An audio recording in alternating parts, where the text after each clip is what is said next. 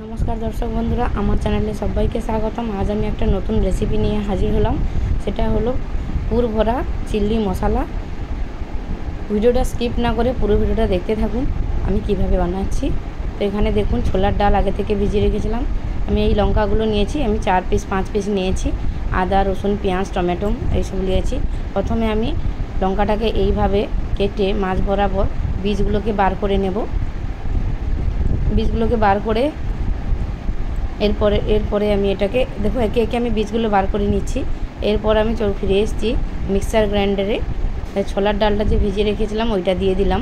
প্রথমে ছোলার ডালটা কিন্তু দিলে কিন্তু পুরটা হেভি টেস্ট হয়, ওর জন্য দিলাম। তারপরে কাঁচা লঙ্কা কারি পাতা ওইটাও দিয়ে দিলাম। কারি পাতা দিয়ে এটাকে এবার দেব পানমৌরি এবং জিরা দিয়ে দিলাম। দিয়ে এরপরে আমি এটাকে ব্লেন্ড করে নেব।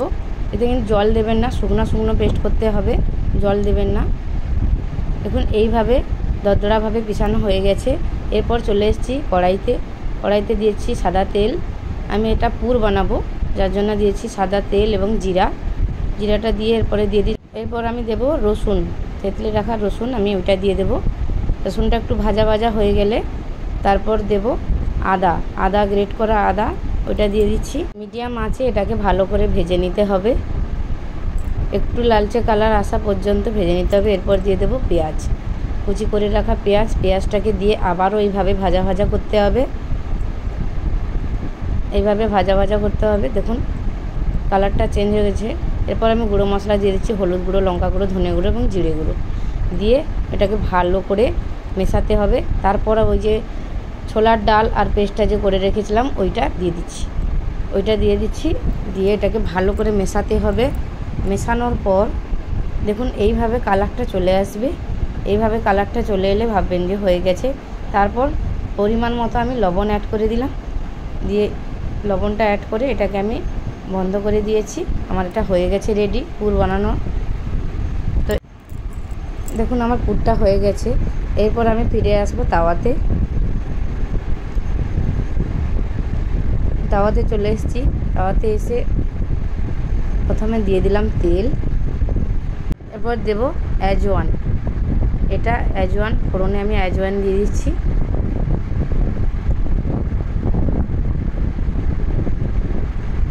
এরপর দেব পেঁয়াজ কুচি করে রাখা। এটা আমি ওর মশলাটা বানাচ্ছি। পেঁয়াজটাকে ভালো করে এটাকে নাড়িয়ে নিতে হবে। ওটা পেঁয়াজটা ওদিকে হতে থাক, এদিকে চলে আসবো আমি পুরটা ভরে নেব। দেখুন পুরটা এইভাবে ঠুসে ঠুসে ভরতে হবে। এইভাবে প্লিজ বন্ধুরা আমার এই রেসিপিটা যদি ভালো লেগে থাকে অবশ্যই লাইক কমেন্ট শেয়ার এবং সাবস্ক্রাইব করার অনুরোধ রইল এবং সাবস্ক্রাইব করে আমার পাশে থাকবেন। অবশ্যই আমরা চেষ্টা করব আপনাদের পছন্দ মতো রেসিপি দেওয়ার জন্য। অবশ্যই কমেন্ট করে জানাবেন আপনারা কি দেখতে চান। তো দেখুন এইভাবে আমি এটা পুরটা ভরে নিয়েছি। এইভাবে আমি একে একে সবগুলো ভরে নেব। এরপর আবার দেখুন পেঁয়াজটা এখানে আমার অনেকটা হালকা মরে গেছে। এইভাবে আমার মরে গেছে। তারপর দিয়ে দিচ্ছি কেটে রাখা টমেটোটা দিয়ে আবারও একটু ভালো করে সিদ্ধ করে নিতে হবে, যার জন্য আমি ঢাকনা দিয়ে দিলাম। দেখুন ভালো করে আমার সিদ্ধটা হয়ে গেছে।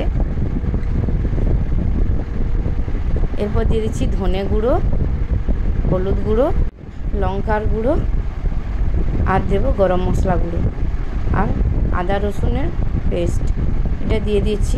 তা আপনারা এটা শুধু আদাও দিতে পারেন, নিরামিষের দিন বানাতে পারেন, খুব ভালো লাগবে এটা।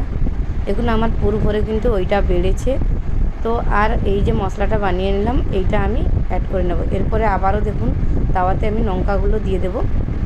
দিয়ে এটাকে হালকা আমি লালচে কালার ধরে এটাকে ভেজে নিতে হবে। এটা কিন্তু খেতে কিন্তু সুস্বাদু, খুব ভাত রুটি পরোটার সঙ্গে এটা শেয়ার করতে পারেন। দেখুন এক সাইড আমার হয়ে গেছে, উল্টে দিচ্ছি। এইভাবে হালকা কালার করে ভেজে নিতে হবে। এই যে দেখুন কীভাবে আমরা, এইটা কিন্তু লালচে কালার হয়ে গেছে। এইভাবে আমি আবারও ঢাকনা দিয়ে এটা ভেজে নেব। তারপর উপর থেকে দিয়ে দিচ্ছি সেই লঙ্কার যে বীজগুলো রেখেছিলাম ওইটা দিয়ে দিলাম, আর যে মশলাটা যে রেখেছিলাম ওইটা দিয়ে জল একটু দিয়ে ভালো করে ঢাকনা দিয়ে দেব। ঢাকনাটা খুললে দেখব 2 মিনিট পর ফিরে এলাম।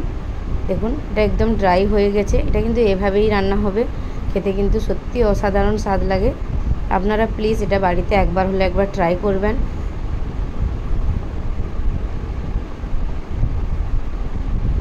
এটা ট্রাই করবেন। দেখুন এইভাবে আমার পুরভরা চিল্লি আমার তৈরি হয়ে গেল।